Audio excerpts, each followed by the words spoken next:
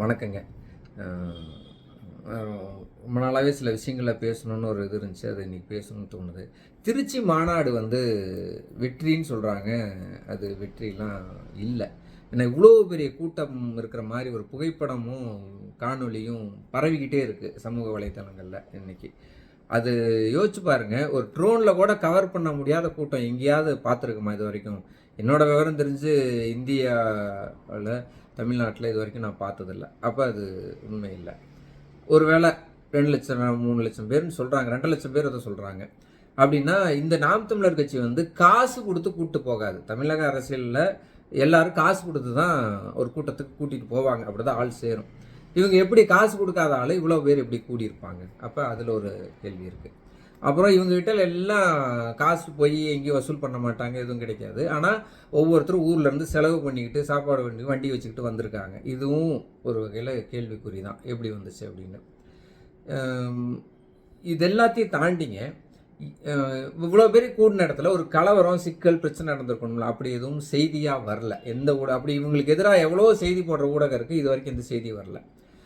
அப்புறம் ஒரு மாநாடு நடந்ததுன்னா பார்த்தீங்கன்னா அங்கே குப்பை கூலம் ஒரு வாட்டர் பாட்டிலு, நான் எல்லா மாநாட்டிலையும் வெறும் சரக்கு பாட்டிலாக தான் கிடக்கும். தண்ணி பாட்டில் தான், டாஸ்மாக் பாட்டில் தான் கிடக்கும். இங்கே அது மாதிரி எதுவும் இல்லை, எதுவும் கண்டுபிடிக்க முடியல, குப்பை எதுவுமே இல்லை. அப்போ இது ஒரு சிக்கல், இது ஒரு கேள்வி, சந்தேகத்தை எழுப்புது. அப்படி இதெல்லாம் சந்தேகத்தை எழுப்பும் போது நமக்கு என்ன தோணுதுன்னா, அவங்க சொல்கிறது எல்லாமே இது ஏஐயில் உருவாக்கப்பட்ட ஃபோட்டோ வீடியோ. ஆமாங்க, உண்மையாலுமே ஏஐலையும் இது மாதிரி உருவாக்க முடியும். ஆனால் நேரில் சாதிச்சு காட்டுறது இருக்குல்ல, அது உண்மையாலுமே நேற்றுக்கு அந்த கூட்டத்தில் நான் என் குழந்தைங்களோட குடும்பத்தோடு அங்கே இருந்தேன். கரூர் இருந்து போயிருந்தோம்.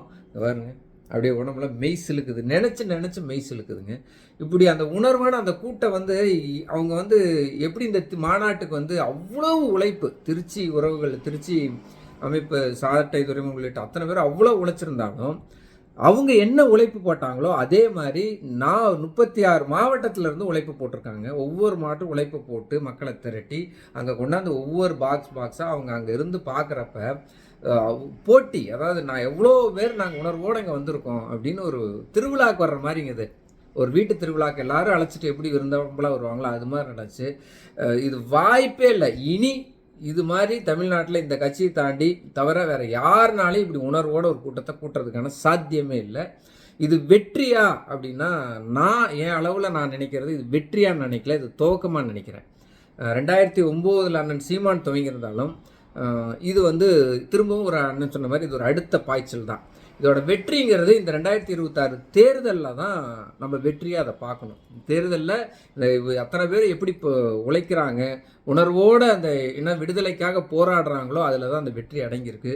அது எல்லாரும் நினச்சா சாத்தியப்படுத்த முடியும். ஏன்னா 2009 நான் அண்ணன் சீமானை பார்க்குறேங்க. இன்றைக்கி 2.5 லட்சம் பேர்த்துக்கு முன்னாடி அவர் என்ன பேசினாரோ உணர்வோட அதே தாங்க. ஒருத்தர் இருந்தாலும் அவர் அந்த ஒருத்தர் முன்னாடி பேசுவாருங்க, 100 பேர் இருந்தாலும் பேசுவாருங்க. அப்படி பேசி பேசி பேசி பேசி தாங்க இன்றைக்கி இவ்வளோ பெரிய ஒரு கட்டமைப்பு உருவாக்கியிருக்காரு.